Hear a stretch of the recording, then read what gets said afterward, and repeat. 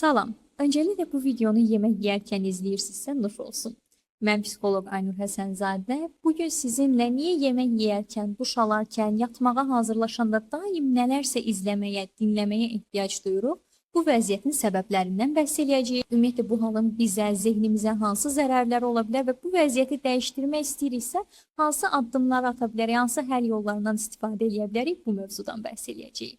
Heç düşünmüsünüzmü? Bizim zehnimizdə nə baş verir ki, biz adicə 15 dəqiqəlik bir yemək prosesini belə heç nə izləmədən, dinləmədən, sakit bir şəkildə yekunlaşdıra bilmirik. Yaxud da yuxuya getməyə hazırlaşırıqsa mütləq nəyisə dinləməyə, nəyisə izləməyə ehtiyac duyuruq. Sanki səssizlikdən və sükutdan qaçmağa çalışırıq. Bu vəziyyətin bir sıra səbəbləri var və mən bugün hər birisindən bəhs etməyə çalışacağam. İlk növbədə bu vəziyyətin neyrobioloji aspektindən danışmaq istəyirəm. Təbii ki, ilk səbəblərdən birisi dopamin və mükafat sistemimizlə əlaqəlidir. Biz yemək yediyimiz zaman, yaxud da özümüzə qulluq göstərdiyimiz zaman bu kimi fəaliyyətlər bizdə bir mükafat rolunu oynayır və zehnimizdə dopamin ifrazına səbəb olur. Və biz yemək yeyərkən, yəni dopamin ifraz edərkən əlavə olaraq bir video izlədiyimiz, həmin videoda əyləndiyimiz, güldüyümüz, maraqlı vaxt keçirdiyimiz zaman ikincil və daha artıq bir dopamin ifrazına səbəb olmuş oluruq. Təbii ki, bu dopamin ifrazı da beynimiz üçün tək başına yeməyin verdiyi dopamindən daha artıqdır və bir nöqtədən sonra biz daim yemək yeyərkən bir şeylər izlədiyimiz zaman burada ifraz olunan daha artıq dopamin bizdə bu davranışı bir vərdiş, hətta bəzən bir asıllıq halına gətirə bilər. Və məhz buna görə də artıq tək başına yemək yemək, yəni video izləmədən, səssizlikdə oturub yemək yemək bizim üçün daha darıxdırıcı, maraqsız görünməyə başlayır. Çünki beyin bir hesablama eləyir, bir tərəfdə video izləyərək daha artıq maraq, zövq və dopamin əldə edə bilərəm. Bir tərəfdə isə sadəcə yeməyin mənə verəcəyi həzz olur. Ona görə də zehnimizdə video izləməyə qarşı bir istəklər yaranmağa başlayır. İkinci səbəb ingiliscədən sensory overload dediyimiz sensor həddindən artıq yüklənməyə beynimizin vərdiş etməsidir. Biz xüsusilə də kapitalist reallıqda daim işə gedərkən, iş mühitində, küçədə o qədər səs-küyə məruz qalırıq ki, zehnimiz artıq bu səs-küy və xaos vəziyyətini normallaşdırır. Ona görə də səssizlikdə qalmaq artıq normalın xaricində görünür. Yəni öyrəşilməmiş bir vəziyyət kimi görünməyə başlayır. Buna görə də o səs-küyün boşluğunu doldurmağa ehtiyac duyuruq. Və üçüncü və ən önəmli səbəb isə default mode network neyronlar şəbəkəmizdir. Bu nə deməkdir? Biz səssizlikdə, sakitlikdə oturduğumuz zaman məhz bu default mode network adlanan neyron şəbəkəmiz daha hiperaktiv olaraq işləməyə başlayır və bu zamanda bizim zehnimizə bütün qorxularımız, keçmişdə yaşanan hadisələr, problemlərimiz, özümüzlə bağlı olan inamsızlıqlarımız, özümüzə olan tənqidlərimiz və s. kimi bütün problemlərimiz zehnimizə bir-bir axın etməyə başlayır. Yəni zehnin içərisində daxildə bir səs-küy yaranır və biz xaricdən hansısa bir videolar, səs-küy və s. açaraq xarici səs-küylə beynimizin içərisindəki daxili səs-küyü bastırmağa çalışırıq. Çünki əgər 15 dəqiqə səssizlikdə yemək yeməyə çalışsaq, orada dünən baş verən hadisənin kədəri yenidən üzə çıxa bilər, sabah baş verəcək hansısa bir işlə bağlı olan qorxumuz üzə çıxa bilər, yaxud da yuxuya gedərkən əgər o səs-küy olmasa, biz yuxuya getməkdə çətinlik çəkə bilərik, çünki davamlı olaraq həddindən artıq düşünmə, overthinking döngülər yaranır, istəmədiyimiz duyğular üzə çıxır, ona görə də başqa hansısa bir musiqi, səs, video açmaq diqqətimizi bu problemlərdən yayındırır və bizi o istənməyən duyğulardan sanki bir növ qorumuş olur. Və bu son sadaladığım səbəb bir çox insanın müraciət elədiyi bir qaçış, bir mübarizə mexanizmidir. Bəs bu davranışımızın hansı zərərləri ola bilər? Həll yollarına keçməzdən öncə buradan bəhs eləmək istəyirəm. Öncəliklə zehnimizi daim səs-küyə, mükafatlara, xaosa məruz qoymaq beynimizin həddindən artıq stimullaşmasına və zehni tükənmə yaşamağımıza gətirib çıxara bilər. Çünki biz bunu elədiyimiz zaman təsəvvür edin ki, gün ərzində zaten bir çox insanla kontaktdayıq, iş mühitinə gedib gəlirik, küçədə, tıxacda zaten bir çox səs-küylə zehin yüklənir. Bundan əlavə olaraq özümüzün düşüncələrimiz, duyğularımız və bir çox şeydən zehnimizdə zaten daimi bir səs-küy olur və cəmi 15 dəqiqəlik sakit qala biləcəyimiz bir mühitdə biz zehnimizə həmin o sakitliyi vermirik. Orada da zehnimizi stimullarla yüklüyürük və hətta bəzi fərdlər yuxuya getməkdə çox böyük problemlər yaşadıkları üçün, çətinlik çəkdikləri üçün gecə boyunca da hansısa bir səslər, frekanslar, white noise, brown noise və s. kimi səslər aça bilirlər, yaxud da hansısa bir videolar aça bilirlər. Təsəvvür edin ki, beyin nə yuxuda istirahət eləyə bilmir, nə yemək yeyərkən istirahət eləyə bilmir. Adi çıxırsınız, hansısa bir parkda əyləşirsiniz, parkda belə qulağınızda hansısa bir musiqi olur və beyin daim stimullaşma, yorğunluq vəziyyətində olur.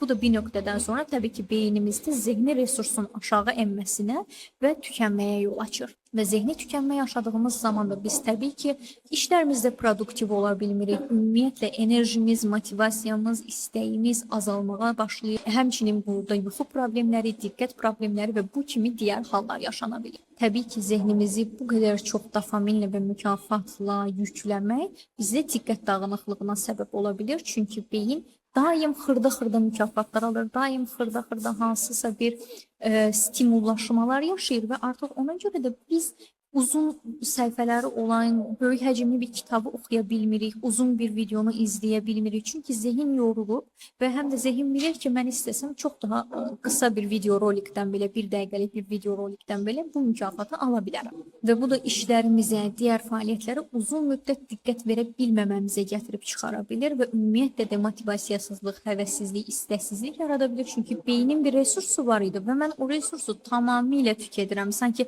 bir telefonun bataryası kimi düşünə bilərsiniz. Bu batarya zaten 100%-dən 50-60%-ə düşür. Mən işə gedəndə, gələndə, küçədə olanda, səs-küyünə yüklənəndə, məsələn, hansısa bir molda, kafedə səs-küyə məruz qalanda zaten bu batarya 100-dən 50-yə, 60-a düşür. Mən səssizlikdə, sakitlikdə o batareyanı yenidən bərpa eləməliyəm. Amma mən nə etmiş oluram? Həmin o 50-60%-i bərpa edə biləcəyim müddətlərdə belə, yəni yemək yeyərkən, yuxu yatarkən, əksinə biraz da o batareyanı azaltmış oluram. Hansı ki, yenidən videolar izləyirəm, musiqi dinləyirəm və bütün bu fəaliyyətlərlə də yatarkən belə zehnimin daim arxa planda işlək qalmasına yol açıram. Bu da təbii ki, beynimizin tükənmişlik yaşamasına gətirib çıxara bilir. Bu durumda daha sonrasında xroniki yorğunluğa və bu da öz növbəsində bir müddət sonra depressiv simptomlara yol aça bilir. İkinci və ən böyük zərərlərdən biri isə özümüzlə kontaktın itməsidir. Çünki biz zehnimizi bu qədər çox stimulla, xaosla yüklədiyimiz zaman bir nöqtədən sonra bizim zehnimizdə artıq özümüzlə, duyğularımızla, düşüncələrimizlə və bədən reaksiyalarımızla kontaktımız itmiş olur. Daim arxa planda bir səs-küy, bir xaos var və mən bu xaosun içərisində nə hiss etdiyimi, nələr düşündüyümü, nələrin məni xoş təsir elədiyini, nələrin məni narahat elədiyini hiss edə bilmirəm. Adi yemək yediyimdə belə o yemək duzluydumu, dadlıydımı, dadsızıydımı bunu belə hiss edə bilmirəm. Çünki diqqətim yeməkdə deyil, diqqətim daim xarici stimullarda, xarici bir səs-küydədir. Bu da təbii ki, ən böyük sorunlardan birisinə yol açır ki, biz daim özümüzlə kontaktı itirmiş şəkildə yaşadığımız zaman, hansı ki bir qaçış, bir bastırma yolu olaraq səs-küydən istifadə elədiyimiz zaman o xala altına süpürdüyümüz, bastırdığımız bütün duyğu və düşüncələr bir nöqtədən sonra daha da güclənmiş şəkildə bizim həyatımızda özünü göstərir. Bəzən psixoloji simptomlar olaraq, bəzən isə fiziki narahatlıqlar olaraq. Bəs bu vəziyyəti necə aradan qaldıra bilərik? Təbii ki, ilk növbədə özümüzlə kontaktı yenidən bərpa eləyərək. Yuxuya getməkdə çətinlik çəkirsinizsə, yemək yeyərkən 10 dəqiqə belə səssizlikdə qalmaq sizə artıq bir əziyyət kimi gəlirsə, öncə bunu soruşun. Hal-hazırda mən açacağım video ilə, dinləyəcəyim musiqi ilə, hansı düşüncəmdən, hansı duyğumdan qaçmağa çalışıram, zehnimdə olan hansı səs-küyü söndürməyə çalışıram, onu boğmağa çalışıram. Öncə bu düşüncələrinizin və duyğularınızın fərqinə varın və onları daha sağlam mübarizə üsulları ilə, burada ola bilər yazmaq, emosiyaları regulyasiya eləmək ki, daha öncəsində şuurlu və fərqində yaşamaqla bağlı olan canlı yayında bunları necə edə biləcəyinizdən bəhs etmişdim. Bu formada üsullardan istifadə edərək duyğu və düşüncələrinizi regulasiya edə bilərsiniz və yaxud da əgər bu düşüncələr o qədər ağırlıq verir ki, bu duyğular o qədər ağırlıq verir ki, siz onlarla tək başına mübarizə apara bilmirsiniz, qaçmaqdan başqa bir yol görə bilmirsinizsə, o zaman da psixoterapiyaya müraciət edə bilərsiniz və psixoterapiyada biz sizin bu daxili səs-küy yaradan mexanizmlərinizin səbəblərini anlayacağıq və həmin səbəblərlə sağlam üsullarla mübarizə strategiyalarını öyrənmiş olacaqsınız. Və özümüzlə kontaktı bərpa elədikdən sonra vərdişlərimizi dəyişdirmək üçün müəyyən xırda praktikalardan istifadə edə bilərik. Zehnimizdə daim musiqi dinləmək, nələrsə izləmək vərdişini qırmaq üçün 2 dəqiqə texnikasından istifadə edə bilərsiniz. Hansı ki, yemək yeyərkən 2 dəqiqə, ilk 2 dəqiqəni heç bir video açmayın.